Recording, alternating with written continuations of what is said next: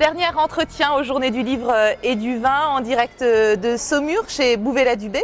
Je suis en compagnie de Bruno Queugnoux. Bonjour. Bonjour. Merci d'être avec nous. Alors vous êtes sommelier et œnologue. Vous avez une cave, une belle cave. Oui, une cave un peu particulière, oui. Expliquez-nous, qu'est-ce qu'elle a de particulier? Bien, en fait, je ne me force jamais à faire des vins qui ne me plairaient pas, quelles que soient les régions. Si je n'ai pas le vin qui me plaît dans une région, je préfère. Mais si j'ai pas la région, c'est pas grave. Donc c'est très libre. Le client rentre, s'il demande vraiment ce vin-là, je ne l'ai pas, c'est pas grave. Ça me permet d'être très sincère et donc d'être extrêmement reposé. Et du coup, d'amener aussi les clients à découvrir des vins vers lesquels vous avez eu des coups de cœur et à peut-être à leur faire changer un petit peu d'avis ou de goût sur certains cépages. Oui, souvent parce que en fait, moi je cherche la finesse. Pour moi, l'expression du terroir se manifeste par la finesse, par l'élégance, par la délicatesse et pas par la rusticité et la lourdeur, comme on voit beaucoup de vins aujourd'hui qui peuvent être très séduisants a priori, mais qui n'ont pas grand message. Donc évidemment, j'essaie d'expliquer ça aux gens. Très rapidement, c'est un peu une drogue la délicatesse, parce que quand on y goûte, on n'a plus envie de goûter la rusticité et la vulgarité. Et donc voilà, c'est un peu ça notre chemin de bataille. Les vignerons, on fait un petit peu le même combat avec eux, on essaie de les amener eux aussi à découvrir le geste délicat, à redécouvrir ce geste ancien, etc., pour aller vers la délicatesse. Vous êtes fils de vigneron, Oui. mais vous n'avez pas choisi d'être vigneron. Pourquoi avoir voulu être du côté du sachant peut-être et de celui qui fait la promotion des vins plutôt que d'être du côté de celui qui le fabrique, qui le crée? Oui, alors ça c'est difficile à répondre. Je ne sais pas si je connais parfaitement la réponse. Oui, j'avais envie de faire découvrir le vin, c'est sûr. C'est ce qui me... Parce que je suis fasciné par le travail des vignerons, mais très souvent, les vignerons, les grands vignerons sont des silencieux. Et ils communiquent qu'avec la bouteille, mais il faut qu'elle soit ouverte, il faut qu'elle soit dans le verre, il faut que les gens soient en écoute. Souvent, on est dans la dégustation, elle est brutale. Et les grands vins, il faut les recevoir. La dégustation est trop brutale pour pouvoir recevoir le vin.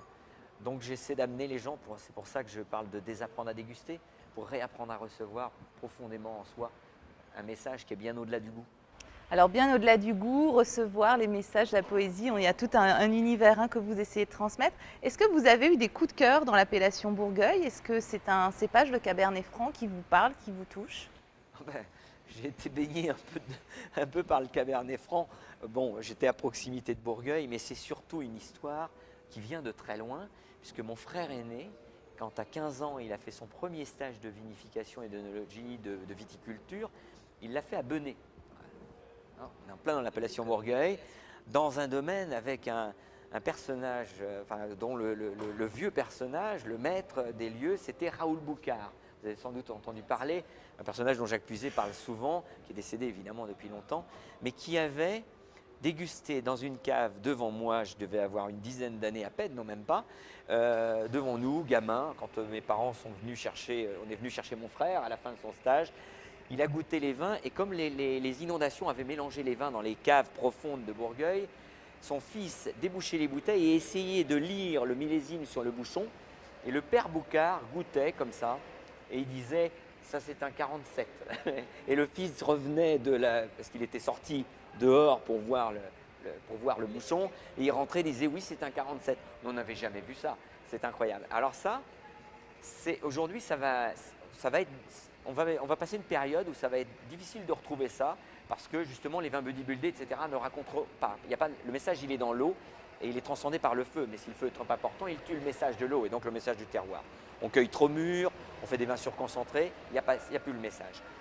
C'est des vins qui avaient du message. Là on est sur des très grands terroirs et parce que le terroir arrive à marquer, arrive à raconter une histoire dans un millésime et il y a un type qui arrive à tout trouver. Les 21, etc., il a tout trouvé. Il racontait le millésime, avec les poésies, les histoires du lieu, etc. Donc Bourgueil, évidemment, pour moi, c'est une appellation. C'était ma première histoire. Nous, on était dans une viticulture polyculture, donc mes parents faisaient du bon vin, mais c'est qu'après qu'ils se sont mis vraiment à s'intéresser à ça comme ça, mais sans aller jusque-là.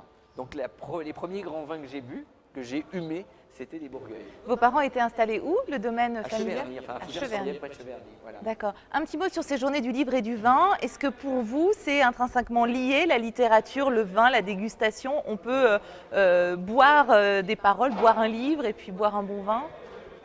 Je pense que ça ramène le vin dans le culturel. C'est absolument nécessaire. Le vin est parti dans la dégustation analytique excessive. On fait donc du coup, on fait des vins de dégustation. On en oublie l'ivresse. Hein. Le vin est fait pour l'ivresse, pas l'ébriété évidemment. En France, on a confondu les deux mots, mais chez les orientaux, l'ivresse, c'est une porte de la grande conscience, de la supraconscience. Et c'est ça le vin. Et donc c'est l'amitié, c'est la convivialité. Et un bon vin va nous faire vivre ça. Le fait de le mettre dans la dégustation, le fait que les vignerons commencent à faire des vins de dégustation, ils oublient un message d'amour et une action de grâce. Donc on est très loin du vin. Une actualité particulière, Bruno Cognou, en ce moment? En ce moment, je pense que justement on vit des grands changements avec une jeunesse incroyable qui revient vers le terroir, notamment à Bourgueil, où il y a une espèce de jeunesse euphorique qui retourne à l'assaut du terroir en oubliant des principes de la génération d'avant qui étaient des principes soit de gloire, soit de productivisme et qui avaient perdu un peu ces grands terroirs. Là, on est en train de retrouver cela et ça, c'est vraiment la grande actualité qui s'accélère depuis 5-6 ans et je pense qu'elle n'est pas finie. Très bien, merci beaucoup d'être venu sur ce plateau, modeste plateau de la journée du livre et du vin. Merci à vous.